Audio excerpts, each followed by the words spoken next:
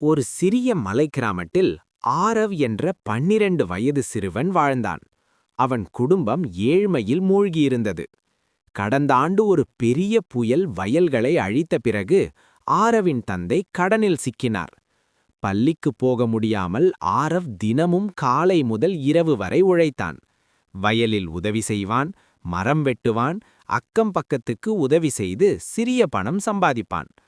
ஆனாலும் அவன் களைத்துப் போனான்.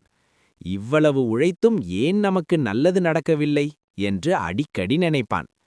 கிறிஸ்துமஸ் வந்தாலும் அவர்களுக்கு கொண்டாட்டமே இல்லை. சாண்டா கிளாஸ் ஏழைகளுக்கு வருவாரா என்று ஆரவ் சந்தேகப்பட்டான். கிறிஸ்துமஸ் ஈவ் இரவு. பனி கொட்டியது, புயல் வீசியது. ஆரவ் தூங்க முயன்றான். ஆனால் வெளியே கனமான காலடி சத்தம் கேட்டது. ஜன்னல் வழியே பார்த்தான். ஒரு நிழல் போராட்டத்துடன் நடந்து வந்தது. கதவு தட்டப்பட்டது. ஆரவ் பயந்தான். ஹோ ஹோ ஹோ, பயப்படாதீர்கள், நான் சாண்டா கிளாஸ் என்று ஒரு களைத்த குரல் கேட்டது. ஆரவ் கதவை திறந்தான். அங்கே சாண்டா, சிவப்பு உடை கிழிந்து, தாடி பனியால் மூடி, முகத்தில் காயங்கள், கையில் பெரிய பை. அவர் நடுங்கிக் கொண்டு உள்ளே வந்து உட்கார்ந்தார். என்னாச்சு சாண்டா என்று ஆரவ் கேட்டான். சாண்டா ஆழமாக மூச்சு விட்டார்.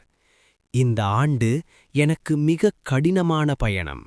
வடக்கு துருவத்திலிருந்து ஸ்லேடு உடைந்தது. ரெயின்டியர்கள் காயமடைந்தன. நான் நடந்தே வந்தேன். ஆயிரக்கணக்கான மைல்கள், புயல்களை எதிர்த்து, குளிரை தாங்கி.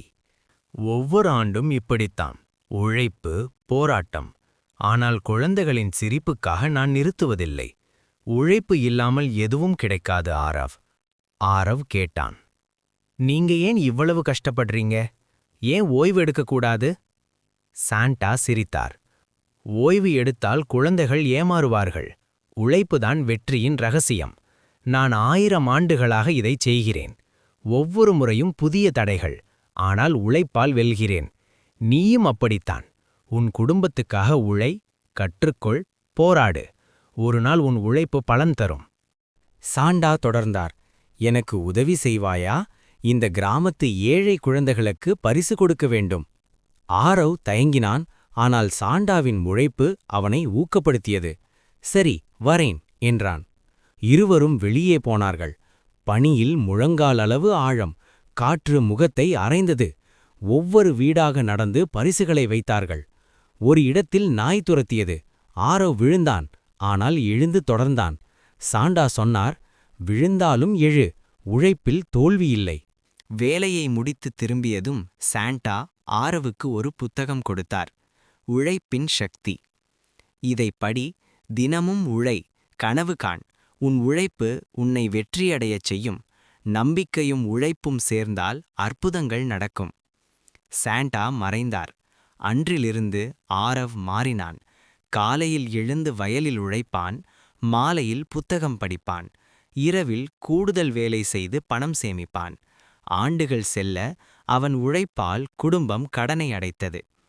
ஆரவ் பெரிய வேலை பெற்று கிராமத்தில் மற்ற குழந்தைகளுக்கு உதவி செய்தான். ஊக்கமளிக்கும் வரிகள். சாந்தா கிளாஸை வெறும் பரிசுகளோடு மட்டுமல்லாமல் கடின உழைப்பு மற்றும் நம்பிக்கையின் அடையாளமாக பார்த்த விதம் மிகச்சிறப்பு. பிரதிபலன் பாராமல் உழைப்பதும் பிறருக்கு உதவுவதும் தான் உண்மையான கிறிஸ்துமஸ் மகிழ்ச்சி. ஆரவின் இந்த நம்பிக்கை வரிகள் அனைவருக்கும் உத்வேகமளிக்கும். உங்களுக்கும் உங்கள் குடும்பத்தாருக்கும் இனிய கிறிஸ்துமஸ் நல்வாழ்த்துக்கள். இந்த நாள் உங்கள் வாழ்க்கையில் மகிழ்ச்சியையும் வெற்றியையும் கொண்டு வரட்டும். Santa Claus. ஓகே நண்பர்களே, அடுத்த கதையில் சந்திப்போம். சாண்டா கிளாஸின் பரிசுகள் கிடைக்கட்டும். பாய் குட்டீஸ்.